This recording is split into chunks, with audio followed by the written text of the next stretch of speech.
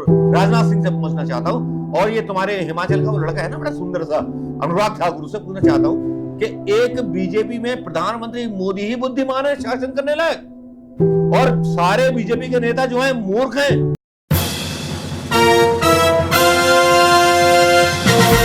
आइए दोस्तों, देखते हैं हिंदुस्तान की वो नई डेमोक्रेसी जिसकी परिभाषा प्रधानमंत्री मोदी ने गढ़ी है। आइए विश्व के लोगों, देखिए इस डेमोक्रेसी को, जो नई डेमोक्रेसी हिंदुस्तान में बन चुकी है, जिस डेमोक्रेसी को जो है विपक्ष फालतू में बोलता है कि तानाशाह है, लेकिन ये नई डेमोक्रेसी का एक उदाहरण है जहां पर पत्रकारों को पीटा जाता है, यूट्यूब के पत्रकारों को, नेशनल पत्रकारों को नहीं, यूट्यूब के पत्रकारों को, जो अमित शाह की रैली को कवर करने पहुंच जाते हैं और उस पत्रकार को उस पार्टी के समर्थक पीटते हैं केवल इस बात पर कि वो भीड़ से पूछ रहा होता है कि भैया आप रैली छोड़ के क्यों जा रहे हो, तो वो बोलते हैं कि प्रधान जी ने बोला था।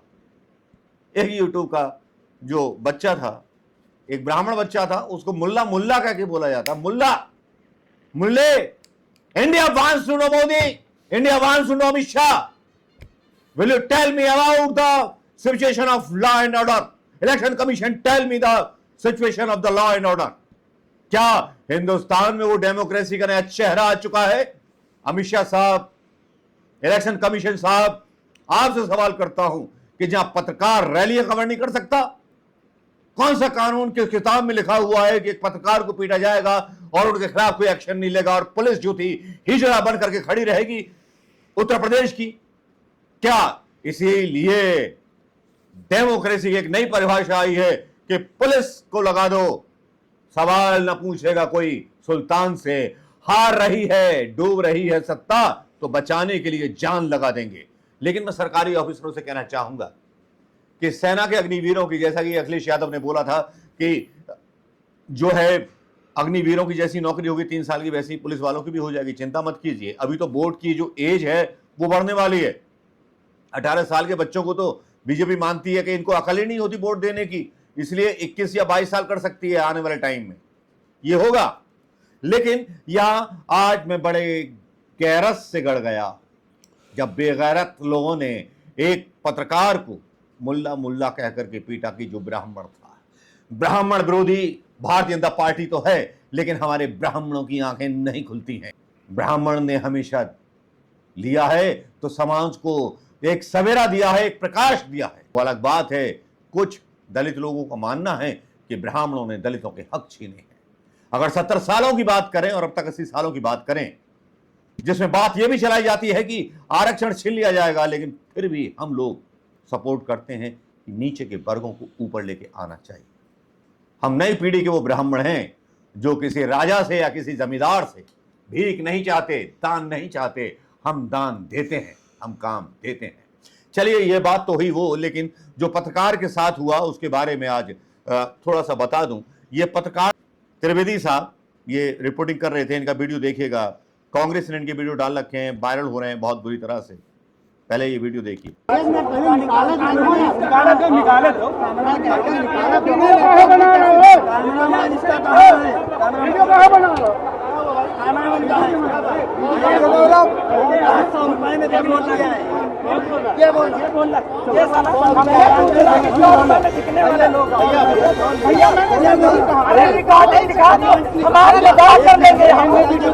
आत्मदाह कर लेंगे यहाँ पर अगर गलत होगा। अगर कोई कह रहा है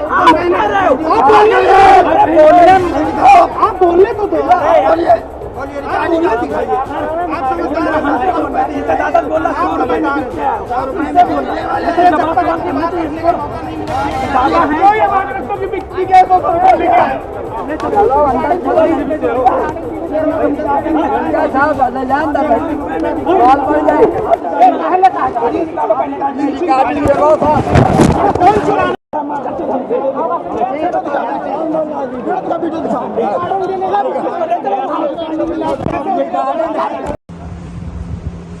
राघव क्या हुआ सर? बहुत मारा है, भीड़ ने मारा है।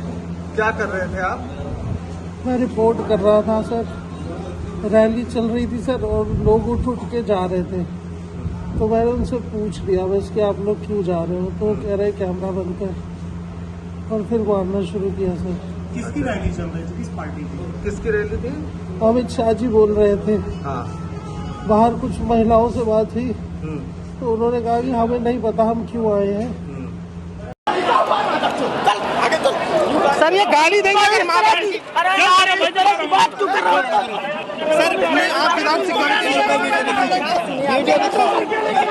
ये वीडियोस आपने देख लिए होंगे और भूपेश बघेल भी गए थे, वो वीडियो भी आपने देख लिया होगा। एक साथ ये वीडियो डाल मैंने इसलिए दिए कि बाद में कोई शको गुंजाइश की जगह ना रहे।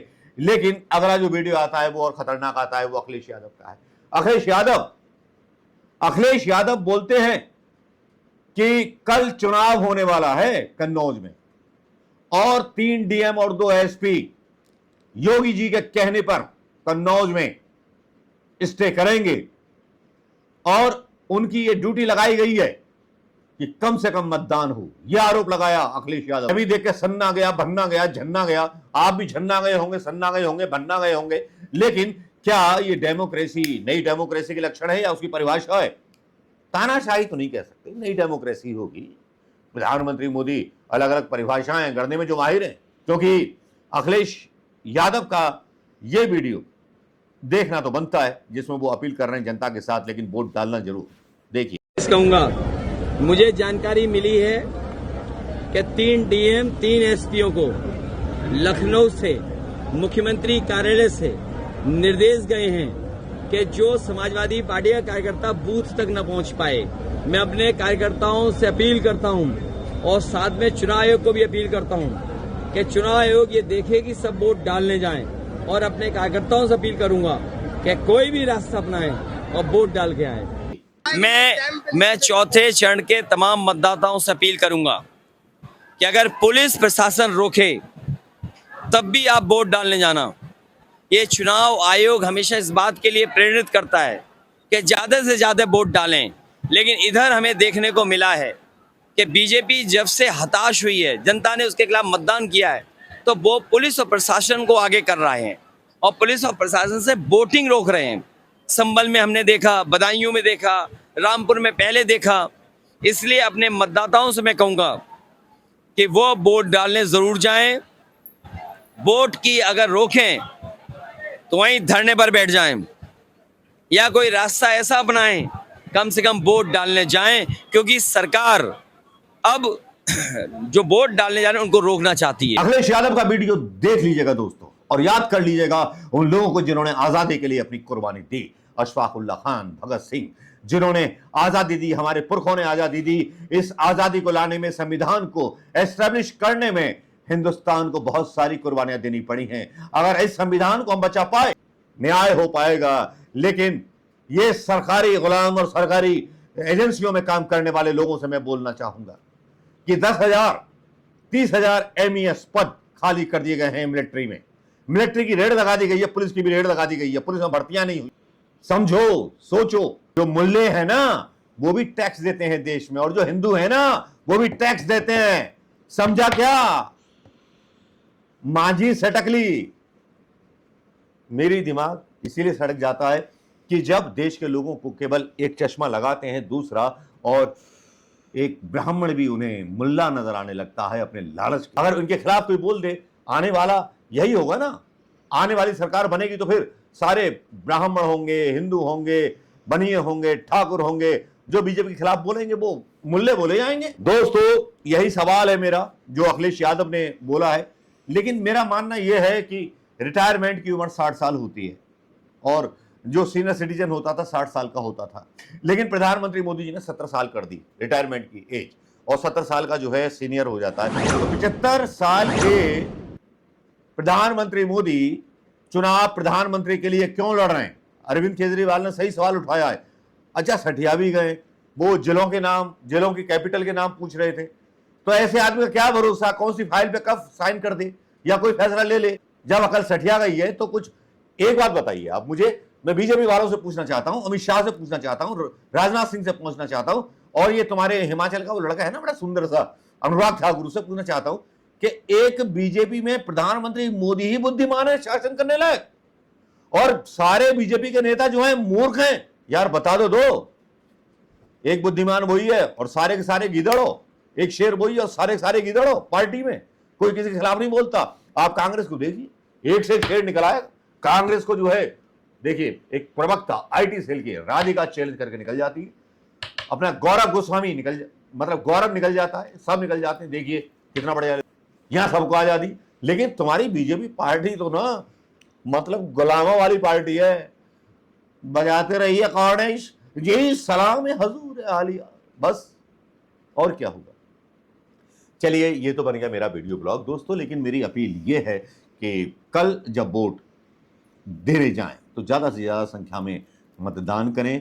अखिलेश यादव जी ने बोला है कि अगर पुलिस आपको रोकती है या कुछ भी करती है तब आप डरे नहीं, धरने पर बैठ जाएं या कोई ऐसा रास्ता निकालें, लेकिन अपना वोट जरूर डाल करके पूरे गांव के साथ जाएं और सामना करें उन मुश्किलों का जो मुश्किलें आज आसान हैं, अंग्रेजों के ज़माने में बड़ी मुश्किल थी। अगर अच्छा लगा हो वीडियो तो शेयर कीजिएगा जरूर, और कल ज़्यादा से ज़्यादा मतदान होना चाहिए दोस्तों। नमस्कार, मेरी भी ये तमन्ना है, सबकी ये तमन्ना है कि मुल्क आज़ाद रहे, इस मुल्क की आवाज़ जिंदा रहे, इस मुल्क के युवाओं के हाथ में रोजगार हो, इस जो हमारे घर की लक्ष्मी होती है उसकी सस्ती रसोई हो। मैं तुअर की दाल पूछ रहा था 200 रुपए किलो, भैया वजन हिल गया कि 200 रुपए की दाल तो गरीब खा ही नहीं सकता। इसके बारे में मीडिया बातें नहीं करता है, जो हमारे जरूरत के मुद्दे हैं उस पर बात नहीं की जाती। कोरोना वैक्सीन के टीके घूस दिए गए हमारे अंदर, कोविशील्ड के, कब मर जाएंगे पता नहीं। मैं कल आऊंगा ना आऊंगा ये पता नहीं, आप कल मेरा वीडियो देखेंगे कि नहीं देखेंगे पता नहीं।